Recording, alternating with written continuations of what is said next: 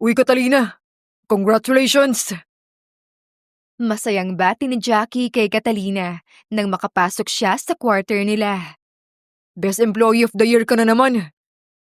Nagulat si Catalina at kaagad na lumapit sa board nila kung saan nakalagay ang Best Employee of the Year.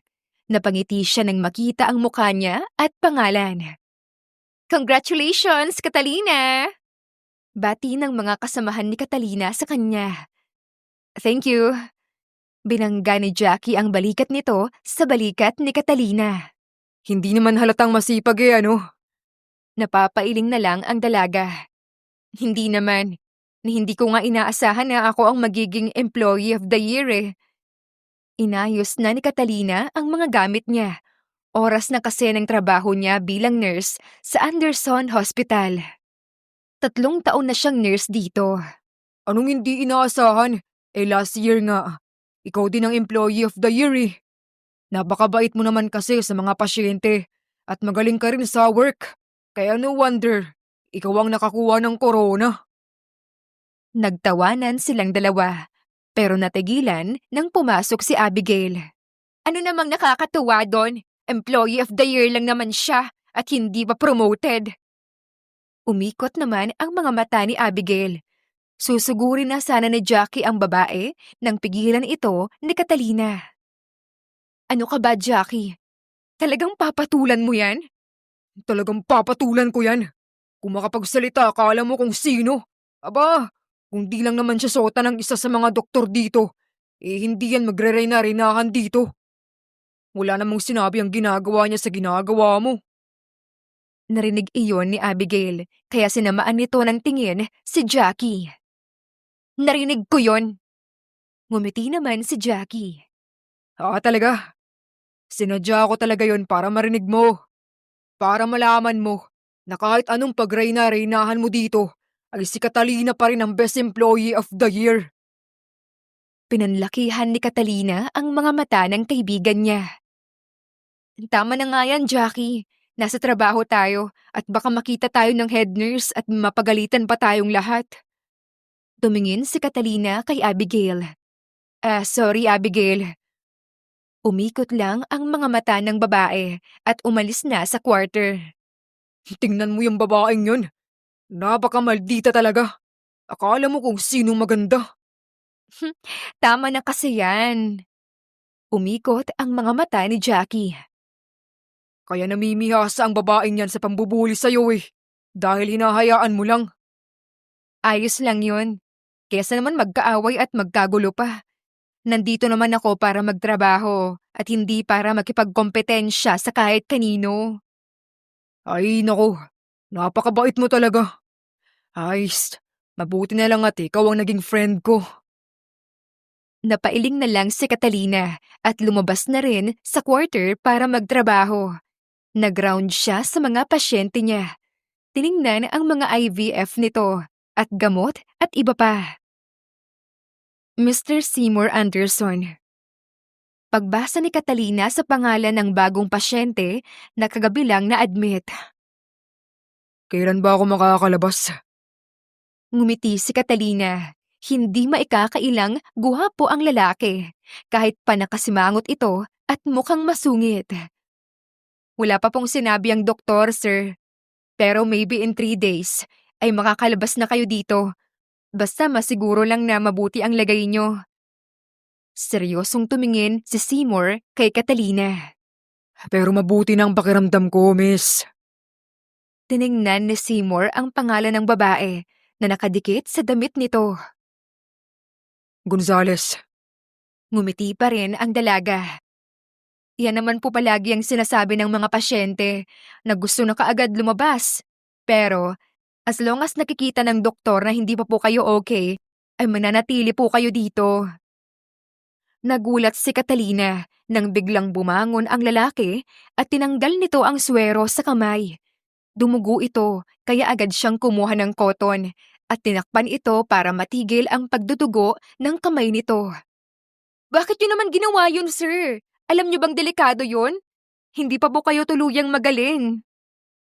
Hindi man lang nakita ni Catalina ang sakit sa mukha ng lalaki. Call the doctor now. Hindi kaagad nakagalaw ang dalaga. Isang lalaki naman ang pumasok sa silid na nakasuot ng black suit. Handa na ba ang lahat? Tumango naman ang lalaki. Yes, sir. Pero sigurado na po ba kayong maayos na po talaga kayo? I'm fine. Diretsyong sagot ni Seymour at napatingin kay Catalina nang hindi pa rin niya tinatawag ang doktor. What are you doing? Bingi ka ba? Sinabi kong tawagin mo ang doktor. Catalina felt authority with his voice, kaya agad siyang tumango. Sige po, sandali lang po at tatawagin ko si Doc. Mabilis na umalis si Catalina at tinawag ang doktor na naka-assign sa pasyenteng iyon. Nang makabalik sila sa kwarto, ay nakabihis na ng suit ang lalaki at inayos na nito ang necktie nito. Mr. Anderson, bakit po kayo bumangon at tinanggal ang swero nyo? Hindi pa po kayo magaling. Napatingin ang doktor kay Catalina. Catalina, bakit mo naman hinayaan ito? Pinigilan ko po siya, Doc. Pero sadyang matigas yung ulo niya. Sinamaan ng tingin ng lalaki si Catalina, kaya napalabi siya. Maayos na ako, Doc. Nakapagpahinga na ako. And that's enough. Ngayon pinatawag kita para sa discharge ko. At may meeting pa akong importanteng pupuntahan. Bago pa makapagsalita ang doktor, ay umalis na ang lalaki. Bago ito tuluyang mawala sa paningin ni Catalina, ay nagtama pa ang mga mata nila. Napalunok siya ng mariin dahil sa lamig ng mga titig nito. Napaisip tuloy siya. Dok, sino po ba yun? Napabuntong hininga lang ang doktor. Isa siya sa mga pinakamahalagang tao sa business world at sa medisina. Napapailing na lang ang doktor habang nakahawak sa noo na para bang sumasakit ang ulo niya sa lalaking iyon. Ayusin na lang natin ang discharge niya.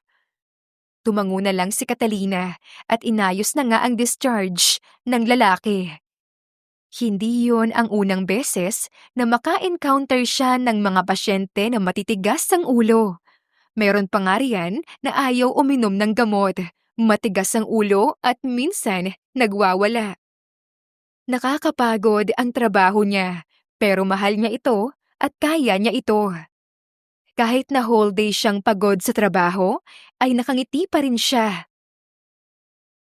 Ilang linggo na rin ang nakalipas simula nang ma-encounter ni Catalina ang lalaking iyon. Ang akala niya, iyon na ang huli. Pero ang hindi niya alam ay iyon pala ang simula. Day off ni Catalina kaya naman napagdesisyonan niyang mamasyal at ilibre ang sarili. Pumunta siya ng mall at nanood ng 2 showing na palabas. Pagkatapos ay kumain na rin siya. Feeling naman niya ay deserve niya ito dahil sa trabaho niya. Habang naglalakad ay bigla siyang may nakabangga at natapon ang milk tea na iniinom niya sa damit niya. Napanganga na lang siya. Ang damit ko! Napanguso siya. Puti pa naman ito habang matcha naman ang iniinom niya. O heto, Napatingin si Catalina sa inilahad ng lalaki. Ang akala niya ay lalaharan siya nito ng panyo, pero nagulat siya nang makitang pera ito. Aanhin ko naman yan. Nang tingnan ni Catalina ang lalaking nakabangga sa kanya, ay nakita niya ang pasyente niya noon sa ospital. eh di bayad para sa nadumihan mong damit. Siguro naman ay sobra pa yung binibigay ko sa'yo. Kaysa dyan sa damit mo. Hindi makapaniwala si Catalina sa narinig. Oo, sobra pa nga ang binigay nito sa kanya na 5,000. Eh magkano lang naman itong damit niya? Nabili pa niya ito nang nag-sale sa mall. Mahina niyang winasik ang kamay ng lalaki. Hindi ko kailangan ng pera mo. Bahagyang tumaas ang kilay ni Seymour. Okay, if that's so, aalis na ako. Akmang aalis na ito nang hawakan ito ni Catalina. Ni hindi ka man lang ba magsusorry sa pagbangga mo sa akin? Tumaas na naman ang isang kilay ng binata. What? Bakit naman ako magsasorry? Bakit? Nabangga mo lang naman ako ah. Dahil hindi ka nakatingin sa dinadaanan mo. Kaya natapon tong iniinom ko sa damit ko. Ay, kaya nga kita binibigyan ng pera, di ba? Bilang kabayaran sa ginawa ko. Pero ayaw mo namang tanggapin. Ano ba talagang kailangan mo? May importante pa akong lakad. Sorry lang naman po kasi ang kailangan ko at hindi ang pera mo. Eh di sorry. O ano, okay na. Nanlaki naman ang mga mata ng dalaga dahil sa pagkainis sa lalaki. Nagsorry nga pero halata namang hindi sincere. Huminga siya ng malalim para pakalmahin ang sarili.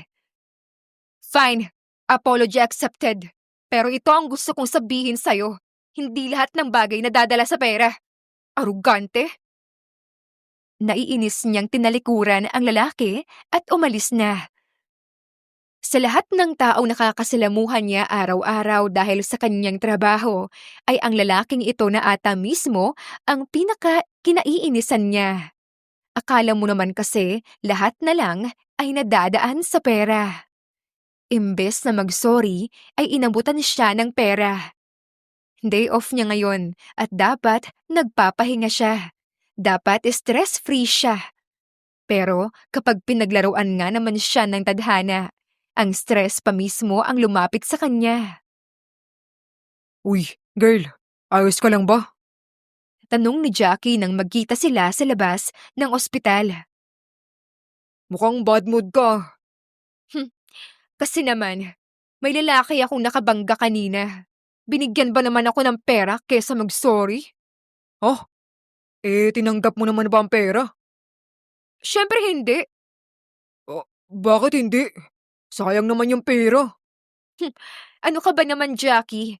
Kapag tinanggap ko yung perang yun, ay parang binili na rin yung dignidad ko. Sa bagay, eh gwapo ba? Hmm. Napaisip naman si Catalina. Inalala niya ang mukha ng lalaki. Gwapo naman siya pero hindi ko type. Napaka-antipatiko, arugante. Kala mo naman lahat nadadaan sa pera? Natawa na lang si Jackie.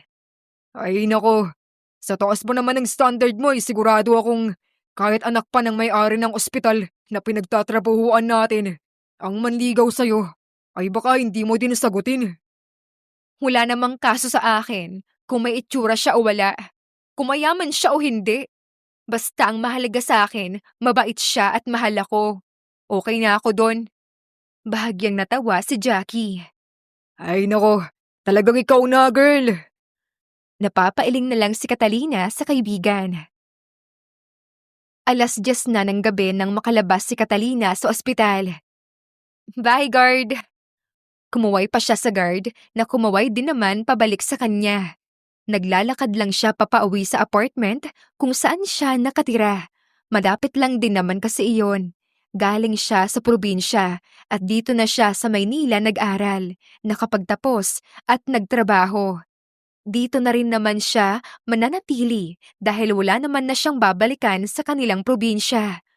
Ulila na siyang lubos. Parehong namatay sa sakit ang mga magulang niya. Kaya nga sinabi niya sa kanyang sarili na magiging nurse siya para maalagaan niya ang mga may sakit. Dahil na rin sa mga scholarship program at part-time job niya ay nakapagtapos siya. Pumasok na muna siya sa convenience store para bumili ng cup noodles. Doon din niya ito kinain para pag-uwi niya ay matutulog na lang siya. Habang nakaupo at nakatingin sa labas, ay napakunot siya ng noo nang makita ang isang lalaking natumba. Dahil sa pagiging nurse niya, ay kaagad siyang napatayo. Nilapitan niya ang lalaki. Sir, ayos ka lang po ba? Hinawakan niya ang noo ng lalaki. Mataas po ang lagnat niyo. Dadalhin po kita sa ospital. Tatawag na sana siya ng ambulansya nang hawakan ng lalaki ang kanyang kamay. No, I'm fine. Napakunot ng noo si Catalina nang marinig niya ang pamilyar na boses ng lalaki. Pakiramdam niya ay narinig na niya ang boses nito pero hindi lang niya matandaan kung saan. Hinawi niya ang mahabang buhok ng lalaki na nakaharang sa mukha nito. Nagulat siya nang makitang ito yung lalaki na nagpumilit lumabas ng ospital kahit na hindi pa magaling. Ikaw? Napailing na lamang si Catalina. Teka, kailangan mong madala sa ospital. Napakataas ng lagnat mo. Nagulat ang dalaga nang hawiin ng lalaki ang kamay nito sa kanya. I said no! Hindi ka ba nakakaintindi? Alam mo, ang tanda-tanda mo na. Pero ang tigas-tigas din ng ulo mo. At ikaw naman ay hindi nakakaintindi. Aalis na sana ang lalaki nang muli itong matumba. Nangihina ang katawan nito. Napabuga na lang ng malakas na hangin si Catalina. Anong ginagawa mo? Kinuha ng dalaga ang kamay ng lalaki at inakbay sa kanya. Tinutulungan ka kahit na ang sama ng ugali mo. Sinabi ko na sa'yo na hindi ako pupunta ng ospital. Tumango-tango naman si Catalina na para bang isang bata ang kausap niya. Oo na po, hindi na po kita pinipilit, okay? Malapit lang yung apartment ko rito. Doon ka na lang muna magpahinga. Hindi na umalma ang binata hanggang sa makarating sila sa apartment ni Catalina. Pinaupo niya ito sa mahabang sofa. Mukhang kasya naman ang lalaki sa kanyang sofa. Hindi naman niya ito pwedeng patulugin sa kama niya. Never. Sandali, may kukunin lang ako. Pumasok siya sa kanyang silid at paglabas niya ay meron na siyang dalang first aid kit. Nilagay niya sa kilikili ng lalaki ang thermometer. Tiningnan din niya ang BP ng lalaki at normal naman ito. Nang kunin niya ang thermometer ay nagulat siya. Ang taas ng lagnat mo. Kumuha siya ng gamot at binigay ito sa lalaki. Ito, inumin mo para kahit papano. Bumaba yung lagnat mo. Tumitig lang ang lalaki sa gamot na hawak. Wait, wag mong isiping lason tong binibigay ko sa'yo ah. Nakita mo namang nakasealed yan, di ba? At saka basahin mo oh, basahin mo. Tinuro pa niya ang pangalan ng gamot. Baka gusto mong ako muna uminom niyan para masigurong wala itong lason. Hindi na sumagot ang lalaki, dahilan para mapabuntong hininga na lang siya. Okay, kung ayaw mong sumagot, di naman kita pipilitin. Tumayo na si Catalina at kumuha ng unan at kumot sa kanyang silid. Oh, ito ang unan at kumot mo. What? Hello, Kitty? Are you damn serious? Gusto mong gamitin ko ang Hello Kitty na kumot na yan? Pwede naman di gamitin. Sorry ha kasi wala na akong ibang kumot na extra. Ang dami mo namang arte. Bahala ka kung gagamitin mo to o hindi. Basta ilalagay ko lang to sa gilid. Matutulog na rin ako. Katukin mo na lang ako kapag kailangan mo ng tulong. Aalis na sana siya nang hawakan ni Seymour ang kanyang kamay. Bakit mo ba ako tinutulungan? Kilala mo ba ako? Napatitig si Catalina kay Seymour. Kinuha niya ang tali sa buhok at siya mismo ang nagtali sa mahabang buhok ng lalaki. Nagulat pa ito sa ginawa niya. Hindi kita kilala at tinutulungan kita dahil isa akong nurse. Trabaho ko mag-alaga ng may sakit. Napatitig si Catalina kay Seymour na hindi na malayan na halos magkalapit lang pala ang mukha nila. Ngumiti siya. Kung may trust issue ka sa akin, di naman kita pipiliting magtiwala sa akin. Gusto lang kitang alagaan habang may sakit ka, okay? Sa ngayon, mahiga ka na. Hindi na nakapalag si Seymour nang pahigain siya ni Catalina. Kaya magpahinga ka na kung gusto mong gumaling ka agad. Walang puwang ang matitigas ang ulo kapag may sakit. Gets mo? Napatitig si Seymour sa kanya nang may ngiti sa labi. Naaalala niya ang babaeng ito. Ito ang babaeng nurse noong nasa ospital siya. Hindi niya inaasahan na muli sila nitong magkikita at tutulungan pa siya. Kaagad ding nakatulog si Catalina dahil sa pagod. Mabuti na lang at wala siyang pasok kinabukasan. Madaling araw nang magising siya at lumabas ng silid. Tiningnan niya ang kanyang pasyente. Suot na nito ang kumot na kanina ay kulang na lang ay sumpain nito. Mukhang giniginaw na ito. Kumuha pa siya ng kumot na kurumi naman ang design at ikinumot sa lalaki. Napapailing na lamang siya. Ang taas ng pride nito kahit na sobrang sama na ng pakiramdam nito. Hinawakan niya ang noo ng lalaki. Kumuha siya ng cool fever sa ref at nilagyan ang noo ng binata. Para kay Catalina, ang mga taong may sakit ay parang mga bata na kailangan ng aruga. Dahil sa hindi siya makabalik sa pagtulog, ay nagluto siya ng sinabawang gulay. Tamang-tama naman ay nagising na ang lalaki. Dinalahan na lang niya ito ng pagkain. Nagluto ako ng sinabawang gulay. Mabuti ito para sa'yo. Wala tong lason ha. Kaya mo bang kumain? Naupo si Seymour at kahit nangihina ay kinuha nito ang kutsara. Sinubukan nitong kumain ng mag-isa pero nahulog lamang ang kutsara. Nanginginig din ang kamay nito.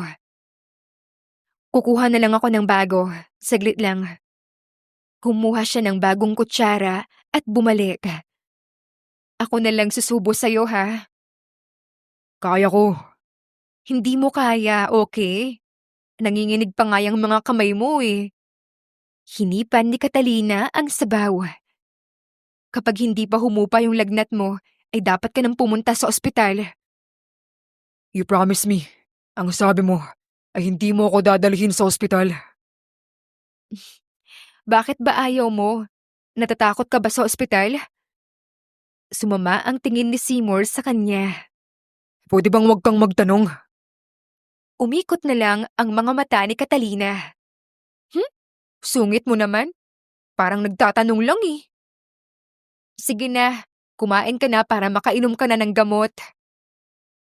Hindi na umalma pa ang binata at kumain na lamang. Gusto man niyang magmatigas ay hindi naman niya magawa dahil nanginginig ang buo niyang katawan. O siya, magpahinga ka na ulit. Iniligpit na ni Catalina ang pinggan. Nang bumalik siya sa sala, ay nakita niyang pinagpapawisan na ang lalaki. Pumunta na lang siya sa malapit na convenience store at bumili ng damit ng lalaki. Mr. Seymour! Mahina niyang tinapik ang balikat ng binata at nagising naman ito. May binili akong damit. Baka gusto mong magpalit. Pinagpapawisan ka na kasi. Naupo naman ang lalaki. Tulungan na kitang pumunta sa banyo. Inalalayan niya si Seymour patungo sa banyo dahil medyo nangihina pa ito. Kung siya lang talaga ang masusunod, ay gusto niyang dalihin ito sa ospital dahil sa kalagayan niya. Pero wala siyang magawa kung ayaw nito. Nang matapos sa pagbibihis ang lalaki, ay muli itong nahiga. Thank you sa pag-aalaga sa akin, Catalina. Bahagyang nagulat ang dalaga. Papaano mo nalaman ang pangalan ko? Hindi na niya maalala na sinabi niya sa lalaki ang kanyang pangalan. I remember you. Ikaw yung nurse sa ospital, hindi ba? Ah, oo.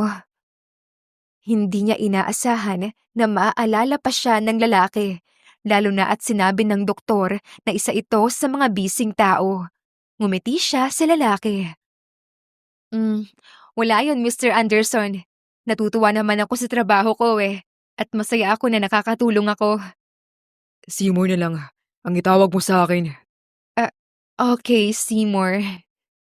Pakiramdam ni Catalina ay close na sila ng lalaki.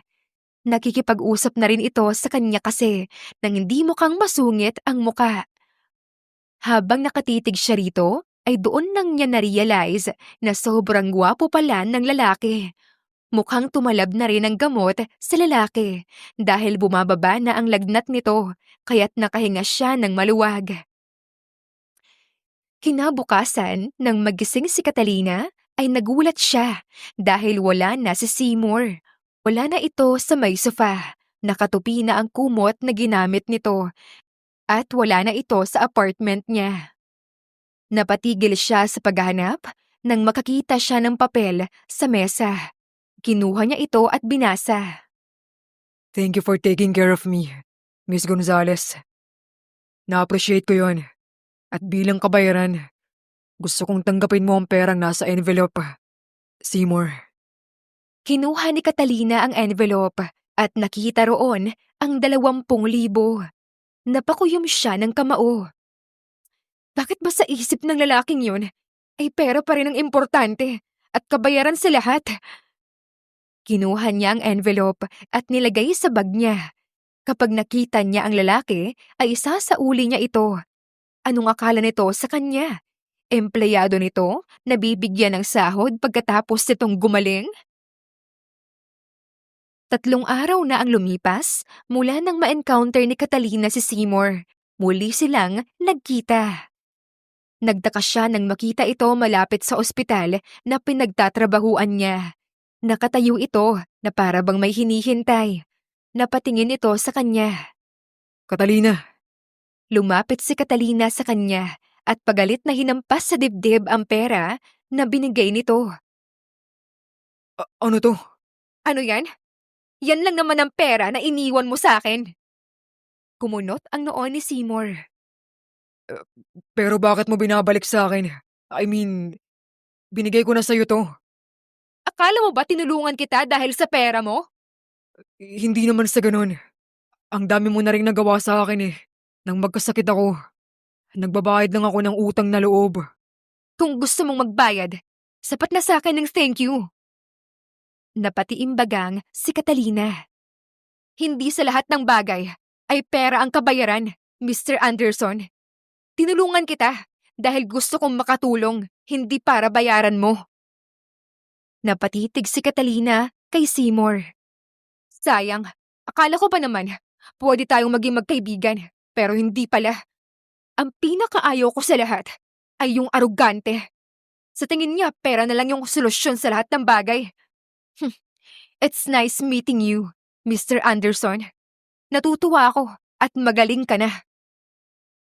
Umalis na rin si Catalina at hindi na muling lumingon kay Anderson. Medyo nasasaktan siya. Akala niya kasi ay nagbago na ang pananaw ng lalaki. Ilang beses na rin kasi niyang pinaliwanag na hindi sa lahat ng bagay ay pera ang solusyon. Pero bakit ganun? Napapailing na lang siya. Siguro ay may mga tao talaga na hindi magbabago kahit anong sabihin mo rito. Hindi alam ni Catalina kung bakit parang napakalaking epekto ng nangyari sa kanila ni Seymour, gayong hindi naman sila ganoon katagal na magkakilala. Hey! Watch out! Nabalik na lang sa ulirat si Catalina dahil sa naging sigaw ni Abigail. Muntik na kasi niya itong mabangga dahil sa kakaisip niya sa lalaking iyon. Sorry. Hindi ko sinasadya. Naiinis naman na nakatingin si Abigail sa kanya. Hindi sinasadya? Ako ba ang pinagloloko mo? Nasa work ka, pero parang wala naman dito ang isip mo. Ako ba talagang ginagalit mo? Bahagya namang napaatras si Catalina nang galit na lumapit si Abigail sa kanya. Anong nangyayari dito? Natigilan silang dalawa nang marinig nila ang boses ng isang lalaki. Lumapit sa kanila ang isang doktor. Anong ginagawa ninyo? Nagchichismisan ba kayo during work hour? Mabilis namang umiling si Abigail habang nagpapakyut sa doktor. Hindi po, Doc. Ito po kasing si Catalina ay sa sobrang lutang ay muntik na akong mabangga. Pinagsasabihan ko lang po siya dahil baka makaaksidente siya ng pasyente. Napayuko na lang si Catalina. Alam naman niyang siya ang may kasalanan, pero alam din niya na sinasabi iyon ng babae sa doktor, hindi dahil concern ito sa mga pasyente, kundi para siraan siya. Ganoon naman talaga ang ginagawa ng babae pero wala naman siyang pakialam. As long as alam niyang wala siyang ginagawang masama, ay wala siyang pakialam. Sorry po, Doc. Hindi na po mauulit. Yumuko pa si Catalina habang nakangisi naman ang babae. Go back to work now. Tumango naman si Abigail at umalis na. Aalis na rin sana si Catalina nang muling magsalita ang doktor. Catalina, Napatingin si Catalina sa lalaki. Napakunot siya ng noo dahil parang nakita na niya noon ang lalaki, pero hindi lang niya maalala. Yes, Doc. May kailangan po ba kayo? Kumunot ang noo ng lalaki. hindi mo ba ako nakikilala? Mas lalong kumunot ang noo ng dalaga.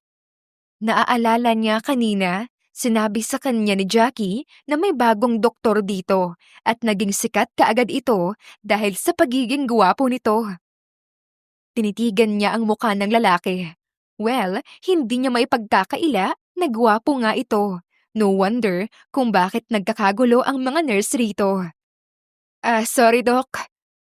Bahagyang natawa ang lalaki at hinubad ang suot nitong salamin. Ako ito, si Logan.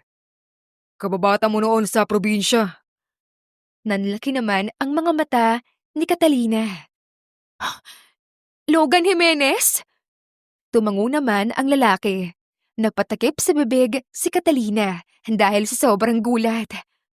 Oh my gosh! Ikaw na ba talaga yan? Natawa naman si Logan. Kung makapagsalita ka ng ganyan, ay parang ang laki ng pinagbago ko. Sobrang laki kaya. Mas gwapo ka na nga ngayon eh. Mas naging gwapo. Ibig mong sabihin, ay gwapo na ako kahit noon pa. Hindi ka pa rin talaga nagbabago. Napapakamot ka pa rin sa batok kapag nahihiya ka. Ano ka ba? Gwapo ka kaya? Kaya nga ang daming nagkakagusto sa'yo sa lugar natin. Mas lalong nahiya si Logan sa papuri ni Catalina. Wow, doktor ka na pala ngayon? Teka, kailan ka pa nakauwi? Ang huli nilang pagkikita noon ay noong inilibing ang nanay ni Catalina. Pagkatapos noon ay bumalik na sa ibang bansa si Logan. Doon kasi ito pinag-aaral ng mga magulang nito. Magkababata sila ng lalaki, pero malayo ang estado nila sa buhay. Mahirap lang ang dalaga, habang mayaman naman ang lalaki. Pero kahit ganoon, ay hindi naman ito naging hadlang para maging magkaibigan sila. Ang pamilya din ni Logan ang tumulong sa kanya noong namatay ang mga magulang niya. Dahil sa uwian na rin ni Catalina, ay inaya siya ni Logan na kumain sa labas at para na rin makipagkwentuhan. Actually, last month pa ako nakauwi. Umuwi ako sa probinsya natin. Nakatanggap ako ng offer sa ospital na to. At nalaman kong dito ka pala nagtatrabaho kaya kinuha ko na. Pero bakit ka bumalik sa Pilipinas? I mean, mas malaki yung opportunity mo roon sa ibang bansa kesa rito. Aanhin ko naman ng magandang opportunity roon kung nandito ang babaeng mahal ko. Nakakainis ka? Magkababata tayo pero hindi mo sinabi sa akin. Napakamot sa batok si Logan. Nahihiya kasi ako eh. Napangiwi si Catalina. Bakit ka naman mahihiya? Ay magkaibigan naman tayo. Napapailing na lamang si Catalina. Walang kaalam-alam ang babae na siya pala ang tinutukoy ni Logan na babaeng mahal nito. Sa tingin mo ba magugustuhan niya ako? Oo naman, syempre. Saan pa siya maghahanap ng lalaking katulad mo? Gwapo na, may trabaho, mabait at syempre matulungin. Hay nako, kung di ka pa sasagutin ng babaeng yon, isa lang yung tawag ko sa kanya. Isa siyang malaking tanga. Tanga na siya kapag pinakawalan pa niya ang sangkatulad mo. Napatitig naman si Logan sa kanya. Sa mga sinabi nito, ay nagkaroon tuloy siya ng lakas ng loob para aminin sa babae na ito ang babaeng matagal niya nang mahal. Ang totoo niyan, Catalina, ay ikaw talaga ang... Napatigil si Logan sa pagsasalita nang tumunog ang cellphone niya. Sagutin mo muna, baka importante. Maliit na ngumiti ang binata. Sige, sandali lang to. Tumayo naman si Logan at lumayo para sagutin ang tawag. Habang nagpapatuloy sa pagkain si Catalina, ay may naupo naman sa upuan ni Logan. Ang akala niya ay nakabalik na ito. Tapos ka na ba? Natigilan naman siya at nagulat nang makita si Seymour na seryoso ang muka. "A- Anong ginagawa mo dito, Mr. Anderson?" Tumaas ang kilay ni Seymour. Bakit Mr. Anderson na naman ang tawag mo sa akin? Hindi ba't sinabi ko sa'yong tawagin mo akong Seymour? Magkaiba si Seymour at si Mr. Anderson. Si Seymour, siya yung naging kaibigan ko na inalagaan ko habang may sakit. Si Mr. Anderson naman, siya yung lalaking antipatiko, arogante, at pera ang pinapagalaw. At ikaw yun. Tinuro pa niya si Seymour. Pero iisa lang naman kami. No, magkaiba kayo. Magkaibang magkaiba. Mas gusto ko si Seymour kesa kay Mr. Anderson. Bigla ritong natigilan si Seymour. Pwede bang umalis ka na? Baka bumalik na yung kasama ko. Napatitig si Catalina kay Seymour nang tahimik itong tumayo at umalis. Anong problema nun? Bakit kaya bigla na lang naging tahimik? Napaisip naman ang dalaga. Hindi kaya nasobrahan siya sa kanyang mga sinabi? Sa mga insulto niya rito? Napapailing na lang siya. Tama naman yung sinabi ko Yun naman talaga yung ugali niya. Muling napailing si Catalina. Ano ba itong iniisip niya? Bakit naman siya magigilty sa lalaking iyon? Inalis na lang niya sa isipan si Seymour, lalo na nang bumalik na si Logan. Nagpatuloy sila sa pagkukwentuhan tungkol sa mga buhay-buhay nila. Nang matapos silang kumain, hinatid na siya ni Logan sa apartment niya. Thank you sa dinner at sa paghatid sa akin, Logan. Ngumiti naman si Logan. Masaya ako nag-enjoy ka. Sana sa susunod ulit. Oo naman. Napakamot muli sa batok si Logan. Sige, mauna na ako. Good night. Kumaway naman si Catalina. Mag-iingat ka sa pag-uwi. Bye! Umalis na rin si Logan sakay sa kotse nito. Nang tumingin si Catalina sa may pinto ng apartment niya, ay nagulat siya nang makita si Seymour. Lumapit siya sa lalaki. Anong ginagawa mo rito, Mr. Anderson? Napakamot ng noo si Catalina nang bigyan siya ng bulaklak ni Seymour. Nagpunta lang ako dito para mag-sorry. Hindi kaagad tinanggap ni Catalina ang bulaklak. Bulaklak na binibigay ko at hindi na pera. Don't tell me ayaw mo pa rin. Fine. Ano bang ginagawa mo dito sa harapan ng apartment ko? Huminga ng malalim si Seymour. Gusto ko lang mag-sorry. Ano? Alam kong mali ang ginawa ko. Dapat hindi kita binayaran. Akala ko lang kasi pwede yun. Sinabi ko na sa'yo na I know. At tatandaan ko yan. napatingin si Catalina sa kamay niya. So, can you forgive me? Hindi makagalaw si Catalina nang halikan ni Seymour ang kamay niya habang nakatitig ito sa mga mata niya. Napalunok siya ng mariin at hindi niya alam kung bakit bigla na lang kumabog ng mabilis ang puso niya. Catalina? Nabalik sa ulirat si Catalina. Oo. Pinilit niyang ngumiti at napalunok ng mariin. Gusto mo bang pumasok? Pag-iiba niya ng usapan para hindi mahalata ng lalaki na medyo naiilang siya. Ngumiti naman si Seymour dahilan para mas lalong kumabog ang kanyang dibdib. Hindi na. Alam kong pagod ka sa work mo. Nahigit ni Catalina ang hininga nang inipit ni Seymour ang ilang hibla ng buhok niya sa gitna ng tenga niya. Magpahinga ka na. Good night.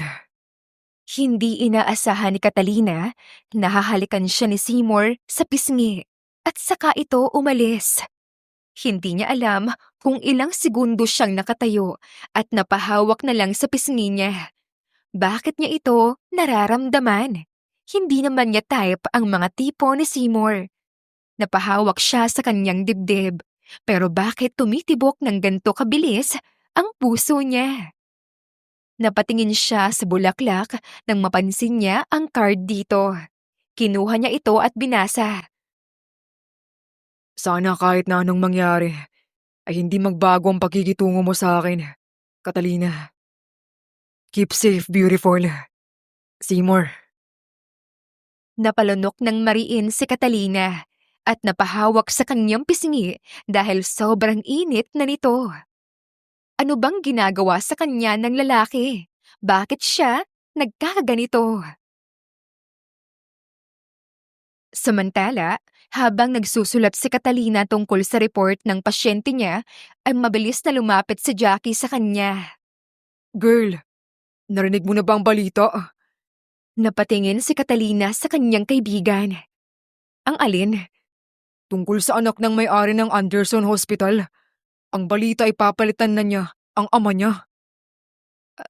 Sino daw? Anong pangalan? Hindi ko alam eh. Walang sinabi. Masyadong mysterious ang peg. Hmm, baka naman gusto lang niya ng private life. Siguro nga. Bumalik na rin si Catalina sa pagsusulat ng report niya. Napakunot noo siya nang sikuhin siya ni Jackie. Girl, tingnan mo yung gwapong lalaking papalapit dito. Hindi sana interesado si Catalina pero siniko-siko siya ng kaibigan. Habang kinikilig, kaya't napatingin na rin siya.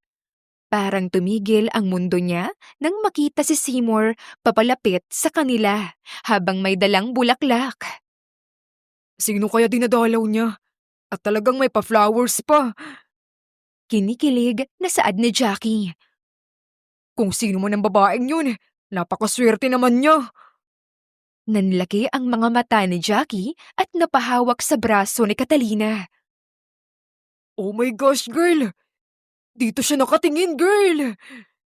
Kulang na lang, alugin na niya ang braso ni Catalina sa sobrang kilig, lalo na nang papalapit na ng papalapit ang lalaki. Huminto ito sa kanilang harapan.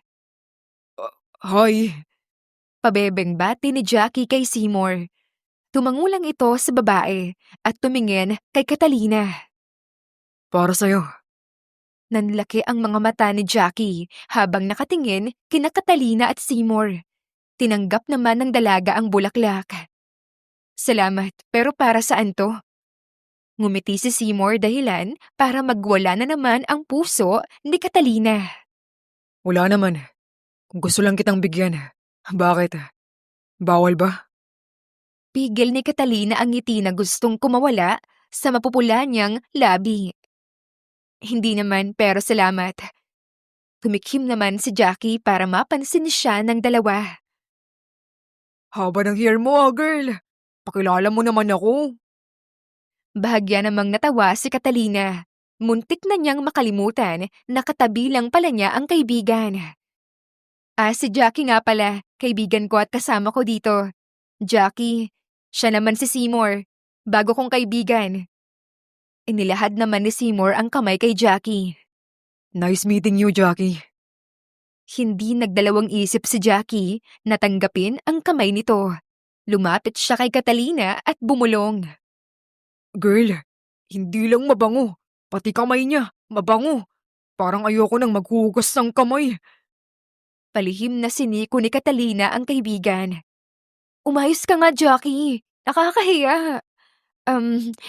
Anyway, may kailangan ka ba? Wala naman. Nagpunta lang talaga ako dito para ibigay sa'yo ang bulaklak. At para na rin makita ka. Pinigilan ni Catalina ang mapangiti, lalo na at nagpipigil siya at ang kaibigan niya ay sinisindot na ang kanyang tagiliran. Ang sabi. Siniko ni Catalina si Jackie habang nakatingin pa rin kay Seymour. Anyway, aalis na ako. Alam kong on duty ka pa. Yun lang. Bye. Boy, pogi! Hindi na nagawang magpaalam ni Catalina kay Seymour dahil sa gulat, habang si Jackie naman ay kulang na lang magsisigaw dahil sa kilig. Girl, hindi ako naniniwalang kaibigan mo lang yun Feeling ko at nakikita ko. Talagang may gusto sa'yo yung Seymour na yun. Ano ka ba, Jackie? Magkaibigan lang talaga kami. Magkaibigan? Pero may pa-flowers? Bakit? Bawal bang magbigay ng bulaklak sa kaibigan? Magkaibigan pero pumunta lang dito para makita ka? Magdadahilan pa sana si Catalina nang unahan na siyang magsalita ni Jackie. Hep, huwag ka na magpalusot. Kahit pa sabihin mo na magkaibigan lang kayo, girl. I am telling you ha. I am telling you this. Walang lalaki ang magbibigay ng bulaklak at mag-e-effort para lang makita ka na ang turing sa'yo ay isang kaibigan lang. Kahit ipusta ko pang buong sweldo ko ngayong buwan, sinasabi ko sa'yo, may gusto yung Seymour na yun sa'yo. Hindi na nakasagot pa si Catalina at napatingin na lang sa bulaklak na bigay ni Seymour. Totoo kayang may gusto sa kanya ang lalaki? Pero bakit naman? Napapailing na lang siya. Kung ano-ano na tuloy ang naiisip niya dahil sa mga pinagsasabi ni Jackie. Habang naglalakad si Catalina, ay nakatingin siya sa kanyang bag. Hinahanap niya kasi ang susi ng apartment niya. Nanlaki naman ang mga mata niya nang bigla siyang matisod. Kinabahan siya dahil hagdan na ito. Pero bago pa man siya bumagsak sa malamig na sahig, ay may sumalo sa kanya. Bigla siyang napalunok ng mariin nang mapansin niya na sobrang lapit ng mukha nila ni Seymour. What's your step, Catalina? Inayos na ng tayo ni Seymour ang dalaga. Salamat. Napailing na lamang ang binata. Papaano na lang kung wala ako? Baka na-aksidente ka na. Napangiti na lamang si Catalina. Bakit ba napakabait sa kanya ng lalaki ngayon? Wala na ang pagiging masungit nito sa kanya, kagaya noong una silang magkita. Hindi tuloy niya maiwasan na manibago rito. Ano palang ginagawa mo dito? Huwag mong sabihin hinihintay mo ko. Biro niya. What if I say yes? Nawala ang ngiti ni Catalina at hindi nakapagsalita. Hindi. Biro lang. May meeting kasi ako malapit rito. Tapos naisipan ko lang na dumaan. Nagbabaka sakaling makita ka. Pilit na mangumiti si Catalina dahil sa pagkailang na naman. Anyways, ihatid na kita. Mabilis namang umiling si Catalina. Hindi na. Malapit lang naman ang apartment ko dito. Maglalakad lang ako. Kung ganun, samahan na kita sa paglalakad. Napatitig si Catalina sa kanya at wala nang nagawa pa kundi ang pumayag, lalo na at mukhang hindi papayag ang lalaki na hindi siya samahan. Kamusta ka na pala? Kamusta na ang kalusugan mo? Okay na. Magaling yung nag-alaga sa akin eh. Napaiwas ng tingin si Catalina sa kanya. Bakit ba sa tuwing may sasabihin si Seymour sa kanya ay kumakabog ng mabilis ang puso niya? Naiilang siya. Ano bang nangyayari sa kanya? Normal pa ba ito? Oh, bakit? Tanong ni Seymour nang huminto sa paglalakad ang dalaga. Nakatapat sila sa convenience store. Nagugutom ako eh. Gusto mong kumain ng cup noodles? Kumunot ang noo ni Seymour. Hindi ba masama sa kalusugan yun? Lahat naman ng pagkain ay nakakasama kapag nasobrahan. Kaya kung paminsan-minsan ka namang kumain ito, okay lang naman yun. Napaisip naman ang binata. So, Kung gusto mo. pumasok sila sa convenience store at kumain na nga ng cup noodles. Nakaupo sila habang nakaharap sa labas. Biglang napangiti si Catalina nang mayroon siyang maalala. Oh, anong tinatawa-tawa mo? Naalala ko lang, nandito ako noong nakita kita riyan sa daan na muntik nang mawalan ng malay. Napatingin si Seymour sa harapan. Hindi na kasi niya maalala kung saan na siya bumagsak dahil masama ang kanyang pakiramdam noon. Okay na rin pala na kumain ka nung araw na yon. Dito. Nakangiting tumingin si Seymour kay Catalina. It was a destiny back then. Naalala mo? Unang magkita tayo sa ospital. Tapos nagkita tayo sa mall. Yung natapunan kita ng matcha. Ah, naaalala mo pa pala yon? Papaano ko naman makakalimutan yun? Sinungitan mo ako eh. Ang sama ng ugali mo kaya nun. Pero hindi na ngayon. Nagpatuloy sa pagkain si Catalina at hindi na niya nakitang nakatitig si Seymour sa kanya. Hilig mo bang kumain after ng shift mo? Oh, medyo nakakapagod ang trabaho ko. Marami akong pasyente na inaalagaan. Para sa akin, pagkain ang source of energy ko. Napatangu-tangu naman si Seymour. Nagpatuloy na sila sa pagkain hanggang sa matapos sila. Ngumiti naman si Catalina. Salamat sa paghatid sa akin, Seymour. Wala yun. Good night. Napalabi si Catalina nang halikan siya ni Seymour sa noo. Umalis na rin ang lalaki at pumasok na siya sa apartment. Napahawak siya sa dibdib. Mukhang unti-unti na niyang minamahal ang lalaki. Napapailing na lang siya. Simula ng gabing iyon ay tuwing uwian ni Catalina ay naghihintay na sa kanya si Seymour. Hinahatid siya papauwi. Mas lalong nahuhulog ang loob niya dahil sa ginagawa ng lalaki. Lalo na sa tuwing sinusundo siya nito ay may dala itong pagkain para sa kanya. Hoy, may bala ka bang patabain ako? Biro ni Catalina nang lagyan ni Seymour ng pagkain ang pinggan niya. Nasa loob sila ngayon ng apartment. Wala naman. Sinisiguro ko lang na hindi ka magugutom. Lalo na't galing ka sa trabaho. Sige na, kumain ka na. Alam kong gutom ka at pagod. Huminga ng malalim si Catalina at saka kumain. Noong una ay hindi niya tipo ang katulad ni Seymour dahil sa pagiging masungit at arogante nito. Pero ngayon, iba na. Masyado na itong sweet at maalaga. Nag-iiba na ang tingin niya rito at minamahal na nga niya ito. Flowers po para kay Miss Catalina Gonzalez. Napahiyaw ang mga kasama ni Catalina dahil sa kilig. Napapailing na lang siya at kinuha ang bulaklak.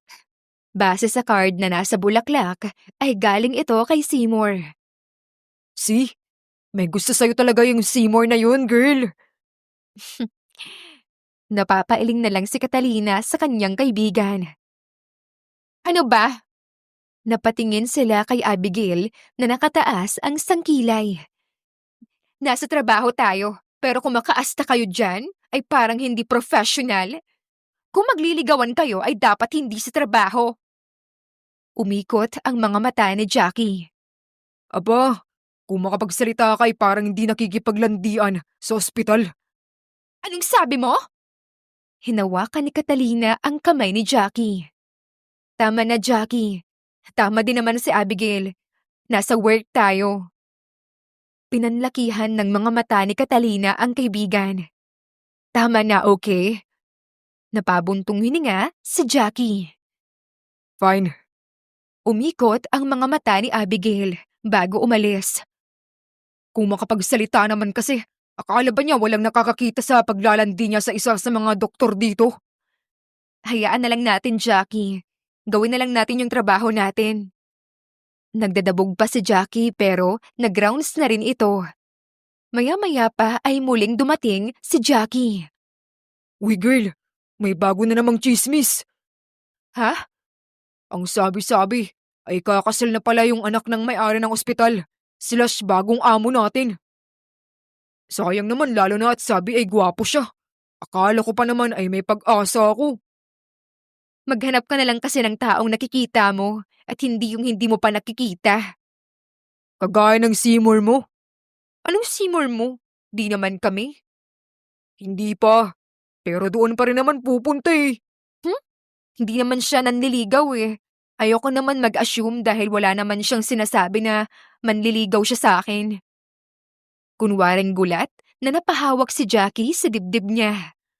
Girl, kung may award lang ng pagiging manhid, ay ikaw na yon. Aler! Kahit hindi niya sabihin, halata naman sa ginagawa niya. Kahit na, gusto ko pa rin makasiguro at gusto kong sabihin niya mismo. Ayaw na muna niyang umasa sa mga pinapakita sa kanya ni Seymour at baka masaktan lang siya. Baka naman kasi nagiging mabait lang ang lalaki sa kanya dahil sa ginawa niyang pag-aalaga dito nang magkasakit ito.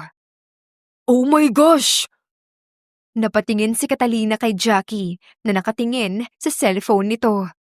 Isang press conference ang pinapanood nito. Bakit? Hindi makapaniwalang nakatingin si Jackie sa kaibigan. Girl, hindi ba si Seymour mo to? Pinakita niya ang cellphone. Nagsasalita si Seymour habang nakalabel sa screen ng pangalan niya na Seymour Anderson, bagong may-ari ng Anderson Hospital. Siya palang bagong boss natin.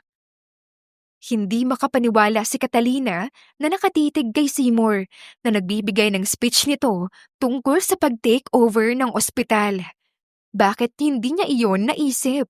Anderson din ang apelyido ng lalaki. Ang dami rin kasing Anderson sa buong mundo at malay ba niya na ito pala ang anak ng dating boss nila. Sa tabi ni Seymour ay ang ama nito at isang magandang babae. Teka, siya yung sikat na model. Don't tell me siya yung sinasabing fiancé ni Seymour. Biglang napatigil si Jackie at napatakip sa bibig. Oops, sorry. Huminga ng malalim si Catalina at pilit na ngumiti sa kaibigan niya. Wala kang dapat ikasorry. Wala naman kami ni Seymour. Magkaibigan lang kami, kaya okay lang. Tumayo si Catalina. Sige Magra-rounds muna ako. Mabilis na siyang umalis. Nang nasa hallway siya ay napatigil siya at napahawak sa kanyang dibdib. Nang makita at marinig mula kay Jackie ang tungkol sa relasyon ni Seymour at sa babae, ay parang may sumaksak sa puso niya. Natatawa na lang siya. Bakit ba siya ngayon nasasaktan? Gayong wala naman silang relasyon ni Seymour. Huminga siya ng malalim. Kailangan niyang mag-focus sa kanyang trabaho. Nang makalabas si Catalina ay nakita niya si Seymour na naghihintay sa kanya. Nakita siya nito at ngumiti, pero hindi niya ito pinansin at nauna nang maglakad. Hinabol naman siya ng binata. Catalina!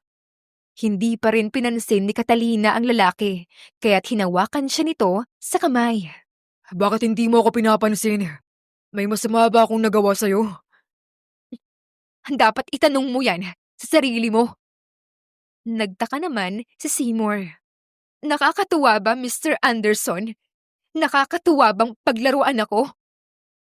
Mas lalong nagtaka si Seymour. What? Ano ba talagang nangyayari? Sa tawag mo sa akin, ay talagang galit na galit ka. Talagang galit na galit ako. Dinuro pa niya ang dibdib ng binata. Kasi niloko mo ko. Hindi mo sinabi sa akin kung sino ka. Pinagmukha mo akong tanga. Pinaramdam mo sa akin na mahalaga ako sa'yo. Bakit mo ginawa sa akin yun? Bakit ganun yung pinapakita mo sa akin gayong ikakasal ka na pala? Nagulat si Seymour dahilan para matawa si Catalina. Nagulat ka na, alam ko na, no? Kasi nagulat din ako. Catalina, let me explain. Sinubukan niyang hawakan si Catalina pero umilag siya. Galit niyang idinuro ang lalaki. Don't you dare to touch me, Mr. Anderson! Gustong maiyak ni Catalina ng sobra. Nasasaktan siya kasi kahit sabihin niyang ayaw niyang umasa, ay umaasa talaga siya. Umasa siyang may patutunguhan ang pinakita sa kanya ni Seymour.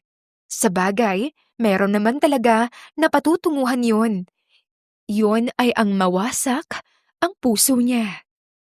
Ngayong alam ko na ang totoo. Hindi mo na ako maluloko pa, Mr. Anderson. Taas noo siyang tumingin kay Seymour. Sana, wag mo na akong guluhin pa. Dahil wala akong balak na mang-agaw ng fiancé ng iba. Agad na tumalikod si Catalina at mabilis na naglakad. Tuluyan na ngang tumulo ang mga luha niya na kanina pa niya pinipigilan. Mabilis niyang pinunasan ang pisngi. Nahihiya siya na makita ng mga tao na umiiyak siya, pero hindi niya mapigilan. Mabilis siyang tumakbo para makarating kaagad sa apartment niya, at doon ay umiyak siya ng umiyak. Samantala, napatingin si Seymour sa mga nurse na nasa nurse station pero hindi niya nakita si Catalina. Gusto niyang makausap ang babae at gusto niyang magpaliwanag. Jackie, Nilapitan niya ang kaibigan ni Catalina. Jackie, right? Gulat namang napatingin si Jackie sa kanya. Seymour? Biglang natigilan si Jackie. Sorry, Mr. Anderson pala. Ano pong may paglilingkod ko sa inyo? Maliit na mangumiti si Seymour dito. Mukhang alam na rin nito na siya ang bagong boss nito. Si Catalina kasi hinahanap ko. Nakita mo ba siya? Hindi kaagad nakasagot si Jackie. Nakikita ni Seymour na parang nagdadalawang isip ito na sumagot. Bakit? Pilit na ngumiti si Jackie. On leave po kasi si Catalina, Mr. Anderson. What? Bakit raw? Meron ba siyang sinabi sa'yo? Wala po eh. Pasensya na po. Nagpasalamat na lang si Seymour sa kanya at napabuntong hininga. Nagtanong pa siya gayong alam naman niya na siya ang dahilan kung bakit naka-on leave ngayon ang babae. Napahilamos na lang siya sa muka. Seymour? Napatingin si Seymour kay Catherine, ang fiancé niya. Napabuntong hininga siya at lumapit rito. Samantala, inilapag ni Catalina ang bulaklak na para sa mga magulang niya. Kumusta na kayo, Nay? Tay, pasensya na po kung ngayon lang po ako nakadalaw. Medyo busy po kasi ako sa trabaho at malayo ang probinsya natin sa Maynila. Napabuntong hininga si Catalina at maliit na ngumiti. Okay lang po ako. Kahit wala na kayo, ay alam kong nag-aalala kayo sa akin. Pero okay lang po ako. Kaya ko po ito. Ako pa ba? Ilang oras siyang naroon sa harapan ng puntod ng mga magulang niya. Kahit papaano ay gumagaan ang pakiramdam niya habang nagkukwento sa mga ito. Catalina? Napaangat ng tingin si Catalina at gulat nang makita niya si Logan. Napatayo si Catalina. Anong ginagawa mo dito? Ngumiti naman ang binata. Nandito ako para dalawin ng mga magulang mo. Napangiti na lamang ang dalaga. Close rin kasi si Logan sa mga magulang niya noong nabubuhay pa ang mga ito. Pasensya ka na at ngayon lang ulit tayo nagkita. May conference kasi kaming mga doktor. Hindi na ako nakapagpaalam pa sa'yo. Ano ka ba? Ayos lang yon. Naupo na silang dalawa. Nakakamiss ang mga magulang mo, no? Hmm, oo nga eh. Naku, kung buhay lang sila, sigurado ako matutuwa sila kapag nakita ka. Oo nga eh. Naalala ko pa noon. Tinutokso nila tayong dalawa. Sabi ng tatay mo noon, gusto niya akong mapangasawa mo. Oo nga eh. Botong-boto sa'yo si tatay. Napatingin si Catalina kay Logan nang hawakan nito ang kamay niya. Catalina, pwede ba kitang ligawan? Nagulat naman ang dalaga sa biglang katanungan nito. Kung may iniinom lang siya ngayon, ay baka nasamid na siya. Ano? Bakit? I mean, hindi ba sinabi mo sa akin na may babaeng mahal ka, kaya ka bumalik sa Pilipinas? Huwag mong sabihin, ako yun. Pinisil ni Logan ang kamay niya. Mga bata pa lang tayo noon. Ay gustong gusto na kita, Catalina. Akala ko noon, kapag lumayo ako, mawawala na ang nararamdaman ko para sa'yo pero hindi. Hindi talaga. Habang magkalayo tayo, ay doon ko mas napatunayan na mahal kita. Kasi sa dinami-dami ng nakilala ko sa ibang bansa, ay ikaw pa rin yung gusto ko. Sana, Catalina, bigyan mo ako ng pagkakataon. Hindi kaagad nakasagot si Catalina. Hindi niya inaasahan na ang tinuturing niyang matalik na kaibigan ay hindi lang pala isang kaibigan ang turing sa kanya. Umiling si Logan at ngumiti. Huwag ka mag-alala. Hindi naman kita pipilitin. Maghihintay ako sa'yo kung saan handa ka nang tanggapin ako. Gusto ko lang talagang malaman mo ang totoo kong nararamdaman. Ayoko na kasing itago pa ito eh. Dahil pakaramdam ko anytime, sasabog na ako. Mm, Huwag ka mag-alala, Logan. Pag-iisipan ko ng mabuti. Aniya sa katinapik ang kamay ni Logan. Napangiti naman ang binata. Para sa kanya, hindi man pumayag si Catalina na ligawan niya ito, ay sapat na sa kanya na pag-iisipan pa nito. At least ay hindi siya kaagad busted. Nang makabalik si Catalina sa ospital, ay dumiretso siya sa opisina ni Seymour. Ayaw na sana niyang makaharap ang lalaki pero wala siyang magagawa. Huminga siya ng malalim at saka pumasok sa opisina nito. Good morning, Mr. Anderson. Nagulat si Seymour nang makita siya, kaya agad itong napatayo. Catalina, I'm glad you came back. Kumabog na naman ng mabilis ang puso ng dalaga nang makita ang ngiti ni Seymour. Lihim siyang napailing. Nandito po ako para ibigay ang resignation letter ko. What? Inilagay ni Catalina ang resignation letter sa mesa. Bakit ka magre-resign? Hindi sumagot ang dalaga. Dahil ba sa nangyari sa atin? Catalina, if you can just let me explain. Well, anything. Pero wag ganito. Huminga ng malalim si Catalina. Wala na pong dapat i-explain, Mr. Anderson. At saka hindi naman po ito tungkol sa nangyari. Umiling si Seymour. No, hindi ko tatanggapin ang resignation letter mo. What? Hindi mo pwedeng gawin to. Sumeryoso ang muka ni Seymour. Well, I can do it. Baka nakakalimutan mo. Ako ang boss mo. At kapag sinabi kong di ko tatanggapin ang resignation letter mo, di ko tatanggapin yon. Now, go back to your work, Miss Gonzales. Bumilis ang paghinga ni Catalina dahil sa nangyari. Hindi mo pwedeng gawin sa akin to, Mr. Anderson. Then try me, Miss Gonzales. Napatiimbagang si Catalina at galit na umalis sa opisina ni Seymour. Gusto niyang magalit dito pero hindi niya magawa dahil nga sa boss niya ito. Napaismid na lang siya. Talagang lumabas na ang totoo nitong ugali. Ginagamit na nito ang pagiging boss nito para mapasunod siya. Well, hindi niya iyon hahayaan. Oh, girl, kumusta na kayo ni Seymour? Walang kami, Jackie. Kaya wala kang dapat ikumusta.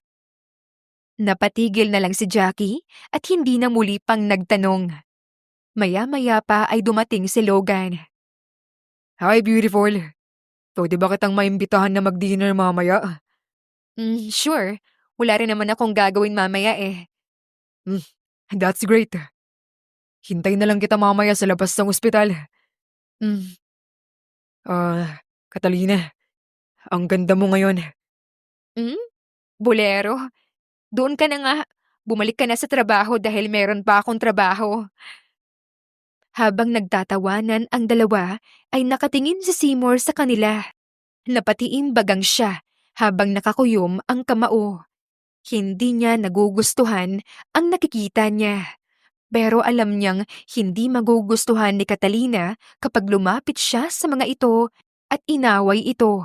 Kaya naman para pigilan ng sarili na masuntok ang lalaking umaaligid kay Catalina, ay umalis na lang siya. Habang masayang kumakain si Catalina at Logan, ay nakatingin naman si Seymour sa malayo. Kahit pigilan niya ang sarili, ay sinundan pa rin niya ang dalawa. Nagseselos siya pero pinipigilan lang niya ang sarili. Gusto niyang masigurong ligtas ang dalaga na makakauwi. May tiwala naman siya rito pero wala siyang tiwala sa lalaki. Ininom na lang niya ang wine at muling naglagay. Hindi na ulit nakapag-usap pa sina Catalina at Seymour. Nagkikita sila minsan sa ospital pero agad siyang umiiwas. Minsan ay nakita niya ang babaeng fiancé nito na dumadalaw sa opisina nito. Dahil doon ay mas lalo siyang nasasaktan. Catalina, para sa'yo. Napatingin si Catalina sa bulaklak na bigay ni Logan. Kinuha niya ito ng may ngiti sa labi. Thank you. Pero sana wag mo na akong bigyan ng bulaklak ha kapag nasa ospital tayo. Nakakahiya. Ngumiti si Logan. Hindi ako mahihiya kung kasing ganda mo naman ang bibigyan ko. Pinigilan ni Catalina ang ngiti niya at napailing. Nasa work pa rin tayo, Logan. Let's be professional. Fine, kung yan ang gusto mo. Bale, mamaya hihintayin kita. Tumango naman si Catalina at umalis na si Logan. Kinikilig namang lumapit sa kanya si Jackie. Nawala man si Seymour, pero may pumalit naman na Dr. Logan sa'yo. Ang haba talaga ng hair mo. Hinawakan ni Jackie ang buhok ni Catalina. Natawa na lang siya. Habang tinutokso-tukso siya ng kaibigan, ay hindi nila namalayang nasa likuran pala nila si Seymour. Kung magpapaligaw ka, ay wag dito sa ospital ko. Natigilan silang dalawa at napalingon kay Seymour. Hindi sila kaagad nakapagsalita. Nasa ospital ka. Mga pasyente dapat ang hinaharap mo at hindi ang manliligaw mo. Kung makapagsalita, akala mo naman hindi nagbibigay ng mga bulaklak sa akin noon, dito sa ospital? Anong sabi mo? Ah, wala po. Huwag po kayo mag-alala, Mr. Anderson. Hindi na po mauulit yon dahil nagsabi na ako kay Doc Logan. Ngayon, kung magpapaligaw ako, doon na ako sa apartment o sa lugar na hindi rito sa ospital mo. Nilagay na ni Catalina ang bulaklak sa mesa at kinuha ang record. At talagang magpapaligaw ka? Ha? Bakit hindi? Sa pagkakaalam ko ay single ako at ako ang masusunod kung magpapaligaw ako o hindi. Hindi ka pwedeng magpaligaw sa iba, Catalina. At bakit hindi? Sino ka ba ha para makialam sa buhay ko? Boss lang naman kita, kaya wala kang karapatan na pakialaman ang private life ko. Napapatingin na sa kanila ang mga nurse at ibang pasyente dahil sa kanilang naging sagutan. Pilit na pinapakalma ni Catalina ang sarili at bumalik na sa trabaho. Pero itong si Seymour ang hindi kumakalma. Hindi ka pwedeng magpaligaw sa iba. Dahil ako lang dapat ang pwedeng mangligaw sa'yo. At bakit? Natigilan si Catalina nang lumapit sa kanya si Seymour. Bakit, Catalina? Hindi pa rin ba obvious sa'yo? Hindi nakasagot ang dalaga at napatitig sa mga mata ni Seymour. Gusto man niyang iwasan ang mga mata nito pero hindi niya magawa. Mahal kita, Catalina. Napasinghap ang lahat dahil sa lakas ng pagkakasabi niya. Hindi mo ba narinig ang sinabi ko? Mahal na mahal kita, Catalina Gonzales. Kinilig ang lahat ng mga nakarinig. Maliban kay Logan, na tahimik na nakatingin sa kanilang dalawa. May nakalimutan kasi siyang sabihin kay Catalina, kaya siya bumalik. Pero hindi niya inaasahan na ito ang madadatnan niya. Catalina, Bago pa matapos si Seymour, ang sasabihin ay hinila ito ni Catalina papalayo sa mga tao. Dinala niya ito sa rooftop kung saan walang ibang tao na makakarinig sa kanila. Naiinis na binitawan niya ang kamay ni Seymour. Nababaliw ka na ba? Bakit mo sinabi sa maraming tao yon? nababaliw? Huh. Yeah, I think I am. Nababaliw na nga ako. Hindi nakapagsalita si Catalina habang nakatingin kay Seymour. Nababaliw na ako makita ka habang kasama mo yung lalaking yun. Hindi mo alam kung gaano ko pinipigilan ang sarili ko na suntukin siya dahil sa pagsiselos. Bakit ka naman magsiselos? Hindi mo ba narinig ang sinabi ko kanina? Dahil mahal kita, Catalina. Mahal na mahal kita. Pero alam mong hindi pwede. Alam mo may fiancé ka, Seymour. Pilit ko na ngang kinakalimutan yung nararamdaman ko para sa'yo. Para hindi makasakit ng iba. Pero bakit parang ang bilis lang sa'yong gawin tong lahat?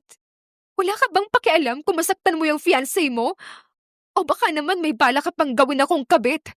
Well, ngayon pa lang sinasabi ko na sa'yo na wala akong balak na maging kabit mo. Lumapit si Seymour sa kanya at hinaplos ang mukha nito. Wala akong balak na gawing kabit. Ang babaeng mahal ko, Catalina. I want you to be my wife. How? Ikakasal ka na sa iba, Seymour. Well, inatras ko ng kasal namin ni Catherine. Bahagyang napaatras si Catalina at hindi makapaniwalang nakatingin kay Seymour. At sa tingin mo papahayag na ako dahil nakipaghiwalay ka sa kanya? Kung ang fiancé mo nagawa mong iwan para sa akin, paano ako nakakasiguro na hindi mo nga ako iiwan kapag nakahanap ka na ng ibang babae? Sinapo ni Seymour ang mukha ni Catalina. Hindi ko gagawin yon. Dahil mahal kita. Sa buong buhay ko, ikaw lang ang minahal ko, Catalina. Napatitig si Catalina sa mga mata ng lalaki at nakikita niya ang pagiging seryoso nito. Hindi ko mahal si Catherine. Ipinagkasundo lang kami ng mga magulang namin. Pero nang malaman niyang may mahal na akong iba, tinulungan niya ako sa mga magulang namin para hindi matuloy ang kasal namin. Hinaplos niya ang mukha ni Catalina. Magkaibigan lang kami ni Catherine. At ikaw lang ang babaeng minahal ko. Minamahal at mamahalin ko. Habang nabubuhay ako, Catalina. Maliit na ngumiti si Seymour. Lahat ng ginawa ko ay para sa'yo. Dahil mahal kita. Hindi ko lang sa'yo masabi kaagad. Dahil iniisip ko na baka sobrang dali ko. Hinawakan ni Seymour ang kamay ni Catalina. Hindi mo lang alam kung gaano ako nagpigil na sabihing mahal kita sa tuwing magkasama tayo, Catalina. I love you. I love you so much. Napakurap-kurap si Catalina at hindi maiwasang maiyak. Mahal na mahal din kita, Seymour. Pareho lang tayo. Hindi ko naman din maamin sa'yo ang totoo kong nararamdaman dahil natatakot ako na baka umaasa lang ako sa mali. I love you, Catalina Gonzalez. Mahal din kita, Seymour Anderson. Napapikit na lamang si Catalina nang dahan-dahang inilapit ni Seymour ang mukha nito sa mukha niya. Hindi nga nagtagal ay lumapat na rin ang malambot nitong labi sa labi niya. It was their first kiss together. Masayang-masaya si Jackie nang mabalitaan niya ang tungkol kina Catalina at Seymour. Sobrang saya ko para sa inyo, girl. Akalain mo yun? Ipinaglaban ka niya dahil mahal na mahal ka niya. Oo nga eh. Kaya nga ipinangako ko sa sarili ko na hinding-hindi ko na siya pakakawalan pa. Natawa naman si Abigail dahilan para mapatingin sila dito. Talagang hindi mo na siya pakakawalan pa. Siyempre, gwapo na. At ang mahalaga ay bagong may-ari ng ospital. Nakabingwit ka ata ng malaking isda ha, Catalina? Sino mag-aakala na ang isang Catalina na mabait pero sa loob din pala ang kulo? Lihim mo na palang inaakit ang bagong may-ari ng ospital kung saan ka nagtatrabaho? Aba, Susugurin na sana ni Jackie si Abigail nang pigilan ito ni Catalina. Humarap siya sa babae. Alam mo, Abigail, wala akong pakialam kung ano man ang gusto mong isipin. Lalo na at hindi mo naman alam ang totoo. Hindi alam ang totoo? At sa tingin mo maniniwala ako sa'yo? Well, wala naman akong pakialam eh kung maniwala ka sa akin o hindi. Hindi naman na importante sa akin yun. Taas noong tumingin si Catalina kay Abigail. Minahal ko si Seymour, not knowing na siya pala ang bago nating boss. Hindi ko alam dahil hindi naman niya sinabi sa akin. Kaya kahit na anong sabihin mo, ay alam ko at ni Seymour ang totoo. Kahit na anong bagsak ang gawin mo sa akin, ay hindi ka mananalo dahil alam ng mga tao at ng Diyos na wala akong ginagawang masama. Umalis na si Catalina, habang si Jackie naman ay nisihan si Abigail at saka sila umalis. Nang gagalaitin naman sa galit ang babae. Napatigil si Catalina sa paglalakad nang makita si Logan. Pumunta sila sa cafeteria. Logan, I'm sorry. Umiling si Logan habang nakangiti. Hindi ka naman dapat mag-sorry sa akin. Dahil wala ka namang ginagawang masama. And besides, hindi mo naman ako pinaasa. Hindi ka pa nga pumayag na ligawan kita eh. Napayuko si Catalina. Napatingin siya sa kamay niya nang hawakan ito ni Logan. Don't be sad, Catalina. Alam mo naman na ayoko nalulungkot ka. Ngumiti si Logan. Honestly, nasasaktan ako. Pero masaya din naman ako dahil masaya ka. At yun ang mahalaga sa akin. Hinawakan ni Catalina ang kamay ni Logan. Maraming salamat, Logan. Isa ka talagang totoong kaibigan. Masaya si Catalina dahil naging maayos ang pag-uusap nilang dalawa ni Logan. Nawala na kahit papaano ang kanyang pangamba.